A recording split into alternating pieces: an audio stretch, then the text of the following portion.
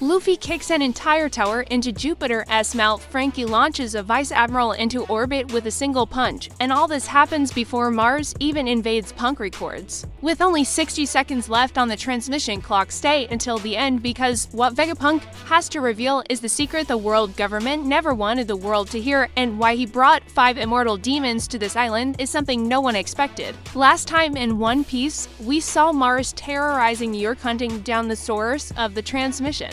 Well, the ancient Iron Giant finally awakened, apologizing to Joy Boy after centuries of slumber, and Luffy discovered something terrifying: the 5 elders regenerate from any damage. They're basically immortal. Meanwhile, the Navy is in celebration mode, claiming they've blocked Egghead and taken down all the pacifistas, but celebrating Doshinti means stopping. They keep firing non-stop because letting a Yonko-esque crew escape isn't an option. Bonnie is also getting the same treatment. Another Mark II pacifista falls into the mud, frozen by some mysterious damage. Nusturo watches it all, thinking Bonnie is still just a 12-year-old girl. The Gorosei are disgusted with Vegapunk, who gave a child power enough to threaten entire nations. To them, the Doctor's rebellion is an absurd and unforgivable joke. The giant warrior Kashi shouts for everyone to get back to the ship, and Hadruden agrees because the enemies who just landed are truly terrifying. Frankie intercepts Vice Admiral Red King midair. The Tulak eyes ready to fight, and our cyborg shipwright wipes out the Vice Admiral with his strong right without even breaking a sweat.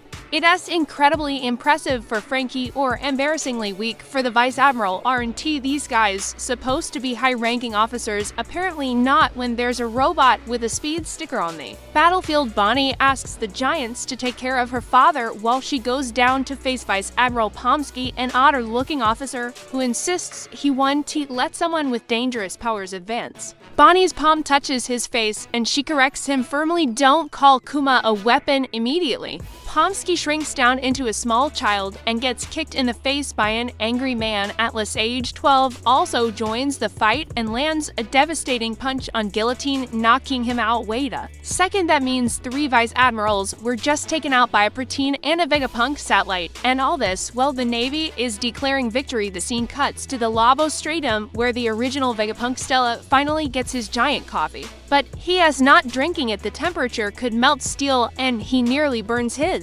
ridiculously large tongue. The recording continues. Only 4 minutes remain before the big reveal. York leads Mars to the origin of the transmission before she can finish explaining. The Elder fires a destructive beam, obliterating everything in sight. York panics, waving her hands and begging him to calm down. But even with all that destruction, the broadcast continues. She mentions that if she were Vegapunk, she'd have hidden the transmission snail somewhere completely different. Hearing that, Mars decides the best solution is to destroy the entire Lavo Stratum. York interrupts, shouting that's catastrophically stupid. She explains that the second floor of Tower B produces weapons, the first houses the power plant, and Tower C stores high-pressure gas cylinders. Blowing that up would take the whole facility with it. Mars simply asks what the other Vegapunks might have prepared, and York, ready for this, pulls out a gun and mentions her sins, saying she complicated her heavenly life ever since the Celestial Dragon's admission. A bizarre line. York's endgame remains a mystery, and her plan seems to have more layers than anyone imagines. Suddenly, Mars senses a small creature nearby. York asks if it's one of the Punk Records, thinking that might be the true target. She explains that these transmission models were developed recently and have distinct triangular shells. Mars orders her to lead him to the entrance, and the two fly off. Stussy watches them leave, relieved the immediate danger has passed. That includes her former partner Kaku, who's still trapped inside a nearby bubble. The CPO agent asks what that huge creature was, and Stussy deduces it's one of the 5 elders. Kaku agrees, trembling just from remembering the transformation. Acting arrogantly, Kaku taunts Stussy, asking if the Straw Hats abandoned her after she betrayed the government, but Stussy corrects him she chose to stay because someone had to take responsibility for the final mission. That answer completely confuses Kaku. Meanwhile, chaos takes over the lab. The Straw Hats realize Stussy stayed behind, and Edison explains that the barrier has to drop exactly when the ship escapes. Nami wants to rush out, but Robin wakes up and asks how the lines make up for the distance. The Vega Force 1 was supposed to cover. Edison does the math, and the result is bad. The ship will definitely crash. No one wants to hear about a crash landing, and panic spreads. Usopp announces that the coup de burst is ready, and once Zoro's group returns, the lines execute a super jump, but time is running out. Edison laughs, finding the pirates more troublesome than he imagined. But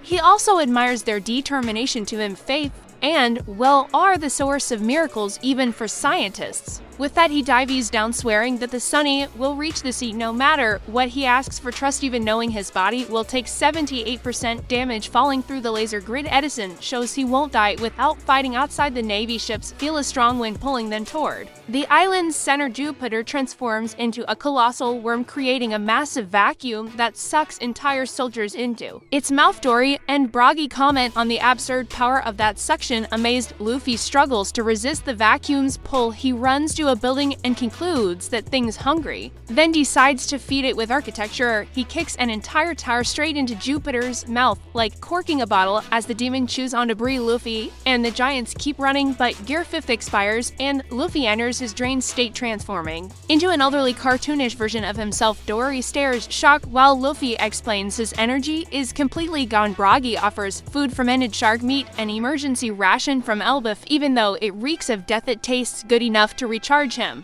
The giants laugh at his body as form, but realize the energy boost isn't enough to activate Gear 5. Again, Luffy returns to normal, and it becomes clear that the form uses life energy like a battery, not just transformation time. Suddenly, Warcury attacks furiously, and Luffy counters with a Red Roc, the same move he used against Kaido, but this time it doesn't work. Luffy's hand hurts, and he realizes this giant boar is tougher than Kaido. The Gorosei are absurdly dominant in the lava. Stratum Usopp screams as he sees something rising toward them. Chopper thinks it's a crab, but those long legs belong to Saturn, and Usopp is already gearing up for action. The Gorosei are realizing that Luffy isn't the only deity among the Straw Hats, and that is going to be a serious problem for them. On the northeast coast, the giant protecting Kuma is sliced apart with a single strike. This time, it's not freezing its pure blade. Nushiro appears colder than his own sword. 1 minute remains until Vegapunk's worldwide transmission. Mars approaches a human-shaped Denmushi, observing the scientist, who never rests. He looks ahead, and the snail doesn't seem to catch his attention. Even understanding how the punk records work, Mars is entering the most mysterious area of the island, the literal mind of Vegapunk. And what comes next might reveal the scientist's childhood trauma stored on the shelves. Meanwhile, the Navy keeps firing even after claiming they've subdued the pacifistas, proving that what they say and what is really happening are very different things. Bonnie keeps protecting Kuma, showing that empowering a 12-year-old can sometimes be the most brilliant decision of all. Edison executes his 78% sacrifice plan, saving the ship. And now, the 5 elders are all moving at once. Mars hunting the transmission, Nushiro blocking the coast, Saturn climbing toward the Straw Hats, Jupiter devouring Marines, and Warcury trading blows with Luffy. With only 1 minute left, everyone's out of time, and space to run the transmission is about to begin, and whatever Vegapunk reveals promises to shake the entire world. The world government unleashed 5 immortal demons on Egghead simultaneously. And whichever Mars finds inside Punk records, it connects directly to the awakening of the Iron Giant. Vegapunk's broadcast will expose something that will turn the world government's worst nightmares into reality, and that was the episode of seeing Vice Admirals treated like tutorial bosses while 5 demons descend on the island. Got you hyped? Then subscribe and comment below which of the Gorosei is the most embarrassing. Warcury, who's stronger than Kaido but still got punched, or Jupiter with his divine fruit that literally ate an entire building? Let us hit the next milestone before Vegapunk's time runs out, because this transmission is going to change everything.